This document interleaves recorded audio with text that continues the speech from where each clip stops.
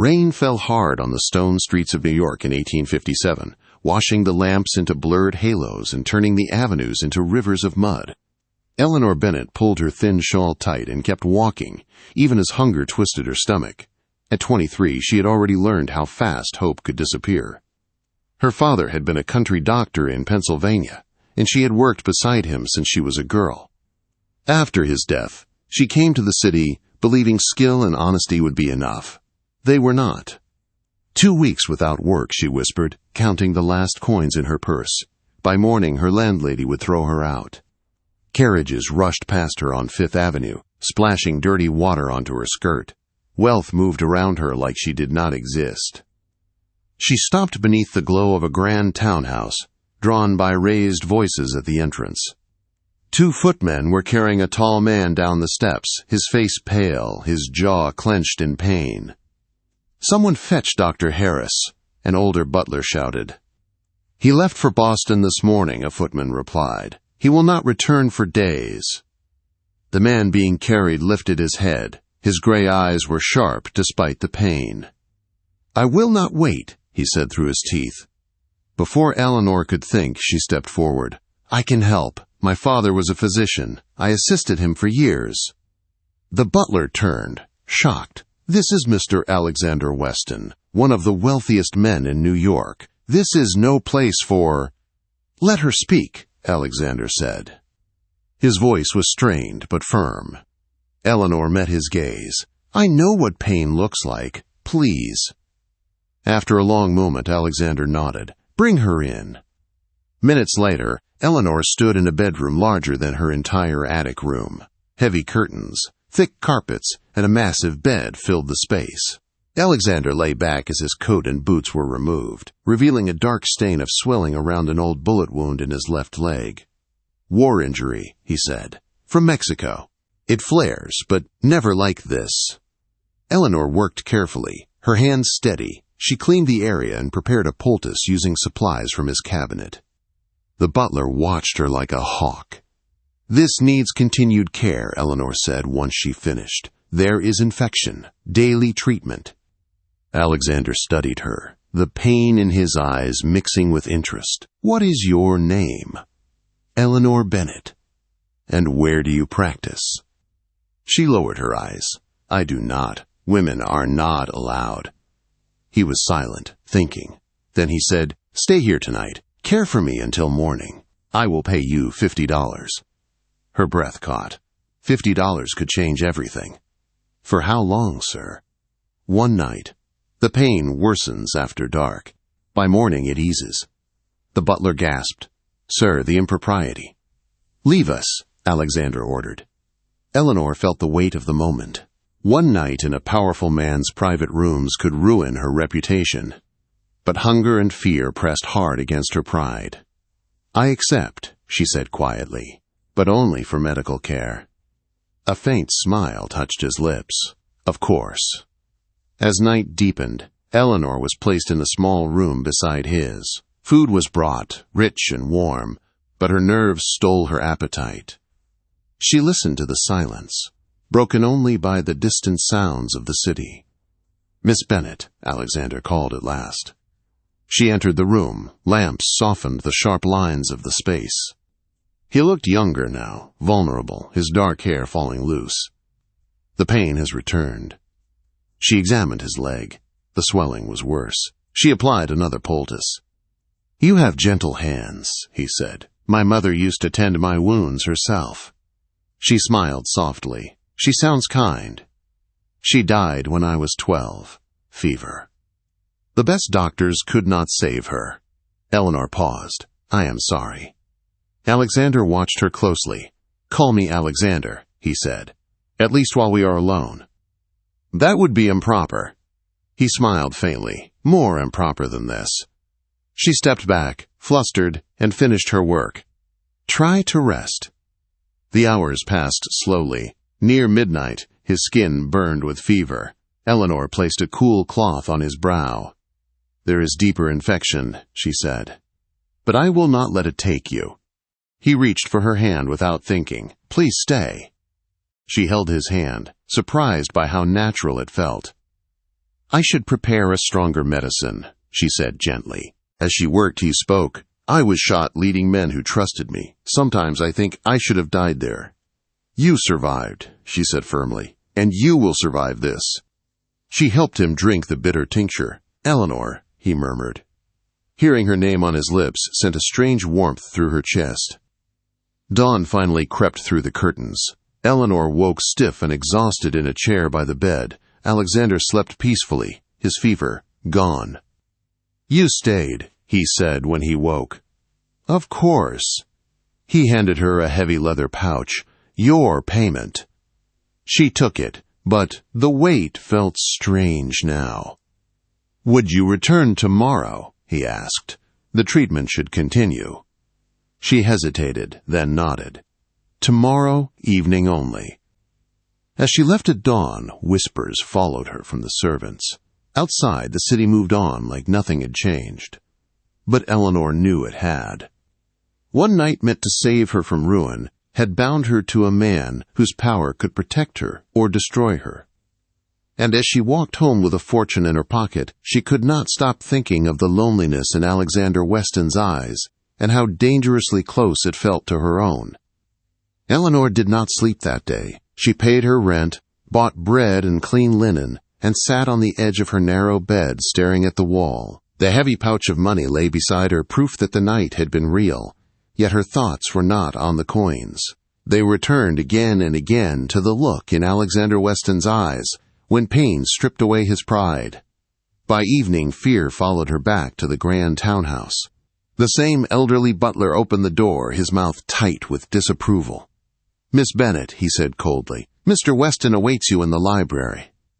The library was warm and filled with firelight. Tall shelves rose to the ceiling, packed with books Eleanor had only dreamed of reading. Alexander stood near the hearth, no longer confined to bed.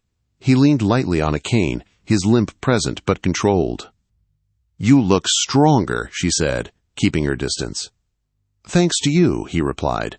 "Please, sit." She hesitated, then did. Tea waited on a small table. This felt too much like a social visit, not a medical one. "Your leg," she prompted. "Much improved, but that is not why I asked you here." Her fingers tightened around her cup. "Then why?" Alexander studied her carefully. "I made inquiries about you." Her heart sank. "Inquiries?" "Your father was Dr. Thomas Bennet, respected and skilled. You worked beside him for years. After his death, you came here and were forced into positions beneath your abilities because you would not compromise yourself." Eleanor stared. "How do you know this?" "I have resources," he said simply, "and I wish to be certain of what I already believed." "Which is?" "That you are a physician in all but name, and that this city wastes your talent." He stood and walked slowly before the fire. "I want to offer you a position on my estate outside the city. You would care for my staff, my tenants, and the nearby town. You would practice openly under my protection." The words stole her breath. "That is impossible. A woman cannot serve as a doctor." "She can, if no one dares to challenge her," he said, "and no one will challenge me." Suspicion rose through her hope. "What do you want in return?" He turned sharply. "Do you think I seek payment of that sort?" "Forgive me," she said quickly, "but generosity from a man of your position invites assumptions." "Let them assume," he replied. "I care little for gossip. I care for ability, and for what you did for me when I was helpless." His honesty unsettled her more than any demand would have, yet fear remained. Before she could answer, the door opened. Lady Margaret Holloway entered without waiting for permission, her smile sharp and satisfied. "Alexander," she said, "how fortunate to find you entertained."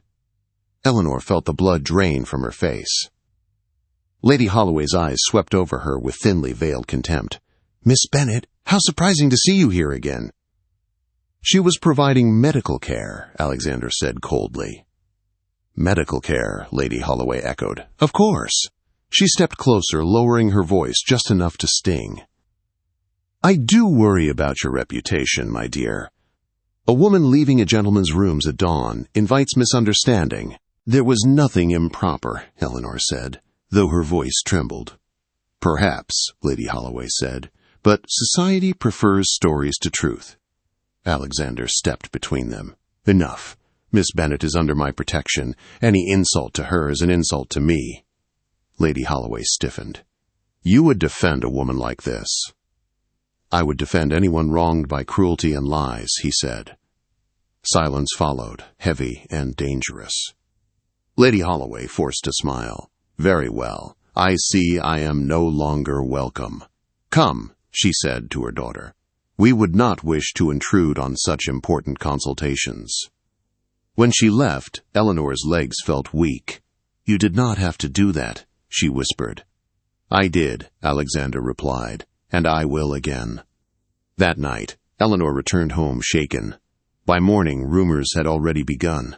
Her landlady's eyes lingered too long. Neighbors whispered behind closed doors. Yet the next evening, Eleanor packed her bag and traveled with Alexander's carriage to his estate.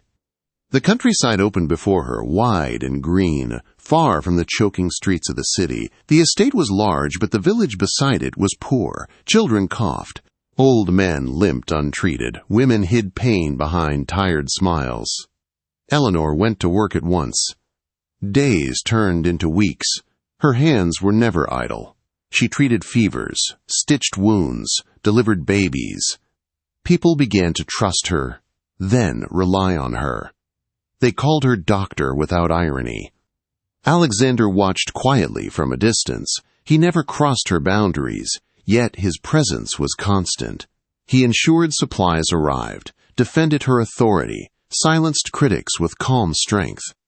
In the evenings, they spoke by the fire, about books, about war, about loneliness. He told her of the battlefield and the men he lost. She told him of her father and the joy of healing. The space between them filled with something neither named. One evening, as autumn leaves fell, Alexander spoke softly. "You have changed this place." "So have you," she replied. Their eyes met, and the unspoken truth trembled between them. The world would never allow what was growing, yet neither could deny it now. Some bonds, Eleanor realized, formed not in passion, but in care, and those were the hardest to break. Winter came early that year, laying frost over the fields and silence over the estate. Eleanor moved through her days with purpose, her reputation now firmly rooted among the villagers. They no longer questioned her presence. They trusted her hands and her judgment. Children ran to her when they fell. Mothers waited for her advice. The title doctor no longer felt borrowed. It felt earned. Yet beyond the village, the world was not as kind. Letters began to arrive from the city, invitations wrapped in polite words and sharp intent. Whispers had grown louder. A duke employing a woman as a physician, a woman living under his protection. Society had noticed. Alexander read the letters without comment, his jaw tightening each time. Eleanor saw the strain he tried to hide. "You do not owe me this fight," she said one evening as they sat near the fire. "If this harms your standing, I will leave." He looked at her then, truly looked at her. "You are not a burden. You are the best decision I have made since surviving the war." She swallowed. Words like that were dangerous. Soon after, Lady Holloway arrived, unannounced. She stood in the drawing room, elegant and cold, her eyes scanning Eleanor with open judgment. "You have made quite a spectacle of yourself, Miss Bennet," she said. "Playing doctor in the countryside does not erase what people believe." "Say what you came to say," Alexander replied sharply. Lady Holloway smiled thinly. "Society is patient, but it does not forget. If this arrangement continues, rumors will harden into truth. Your name will suffer, and hers will be ruined beyond repair." Eleanor felt the familiar fear rise. This was the cost she had always known would come. "Enough," Alexander said. "You will leave."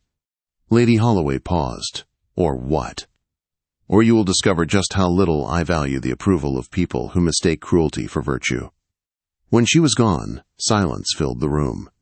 That night, Eleanor stood awake in her small cottage, staring at the ceiling. She had built a life here, one she loved, but it was balanced on Alexander's protection. That truth sat heavy in her chest. By morning, she had decided. She found Alexander on the terrace, walking slowly with his cane. "I will leave," she said before fear could stop her. "I will return to the city. I can find work quietly, without drawing attention to you." He stopped. "No. This cannot continue forever," she said softly. "I will not be the reason you are pulled down." He stepped closer, his voice low but steady. "You are not the reason. You are the answer." She shook her head. "The world will never accept this." "Then we will build something it cannot ignore," he said. "I am tired of surviving alone, and I will not let you face this world alone again." He reached into his coat and held out a small velvet box. Eleanor's breath caught. "I offered you protection once for a night," he said. "You gave me back my life. I will not pretend this bond is anything less than what it is." He opened the box, revealing a deep blue stone set in silver. "I am asking you to stand beside me, not behind me, as my wife, as my equal, as the woman who healed me when I was weakest." Tears blurred her vision. "People will talk." "Let them," he said gently. "We will still be here when they grow tired of talking." She thought of the frightened woman on the street, counting coins in the rain. She thought of the children she had saved, the hands she had held, the man before her who had seen her worth before anyone else had. "Yes," she said, "not because you are a duke, but because you are the first man who never asked me to be smaller." Alexander slipped the ring onto her finger and pulled her into an embrace that felt steady and safe, not rushed, not stolen. Spring came again, brighter than before. Eleanor remained the doctor of the estate. Alexander stood beside her without apology. Some doors closed. Others opened wider than they ever expected. And when people spoke of their story, they did not remember the scandal. They remembered that a wounded man once offered a fortune for a single night of care, never knowing that his fragility would awaken a love strong enough to change both their lives forever.